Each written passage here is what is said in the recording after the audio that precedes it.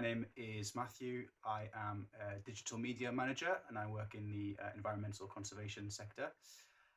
Out of 5, I would give Airmeet a 4. And for more reviews like this, click down below.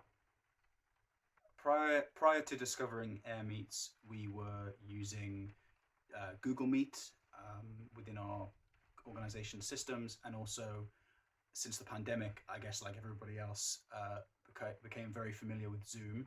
So yes, it was between kind of Zoom for meetings and webinars and Google Meet for kind of internal stuff. So yeah, those 2 systems prior to discovering Airmeet were what we used. So like I guess many organizations, we were looking to stay engaged with our audiences, both our internal audiences but also external ones. We were interested in doing public-facing events online during the pandemic, so webinars, conferences, things like that. And while Google Meet and Zoom have the ability for you to bring people in and have that kind of conversation at the time, and actually still relatively, they're quite limited in terms of audience engagement, in terms of branding, in terms of trying to replicate what an in-person event might look like. And so we were searching for solutions, and there were a few on the market that existed already and a few that I had experienced myself attending other virtual events. And doing our research, we came across Airmeet, which had a lot of really cool features, like the ability to have virtual tables, so to have people in the meeting or call be able to sit down around a virtual table and have private conversations outside of the main focus of the event. The ability to brand that system in a particular way with our own logos and imagery and color scheme and all that kind of thing. The ability to bring external streams into Airmeet. So we were doing a lot with StreamYard, which is kind of a event management thing for YouTube primarily. But being able to bring that in and incorporate that within a wider event was really useful. And the price point as well, comparatively, was very attractive. We're on a legacy plan at the moment. It doesn't exist anymore, but at the time there was kind of introductory rates that were really reasonable for us to experiment with Airmeet. And so we've been using it now for 2 years, 2.5 years, and will continue in the future. Yeah, in terms of onboarding and integrating into the organization, I guess the biggest challenge is more of a cultural one for us. So introducing a new system, a new tool is always a challenge.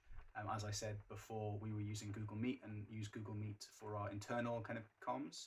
And so introducing a new system was a bit of a cultural barrier, but the program itself is very enjoyable to use and fun. And I think people enjoyed kind of sitting around the virtual table. So very quickly, we were able to buy in this system for our team, and there are only a few people within the organization that actually manage our account with Airmeet or have any kind of setup responsibility or production responsibility. So that was okay. And once people had tried it and got to see the way that it facilitates interactivity with an audience, it was pretty easy to convince the broader organization to use that system. And so we've done a 15 or so events, external events through Airmeet. And as I said before, we will keep using it for the foreseeable. If you're interested in trying out Airmeet, one thing I would encourage you to do is to think about whether your audiences are going to be sat at a desk using a desktop, using a computer, or whether they're going to be moving around on the go, using their phone maybe to log in. As a conservation organization, we have a lot of people that are phoning in regularly or dialing in from remote locations, and Airmeet struggles a little bit with that. I think the app experience is, well, there isn't an app, it's sort of a browser-based experience on a phone. It's not the slickest, but using a desktop, it is really slick. So I would say think about that, and otherwise just dive in, like join, if you can join another event that's using Airmeet so you can get a feel for it. I think that would be really useful. I'm not sure whether there are free trials or things like that, but obviously you should try.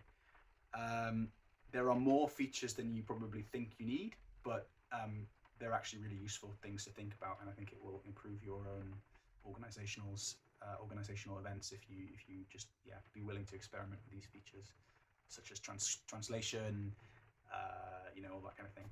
So think about who your audiences are, and get stuck in.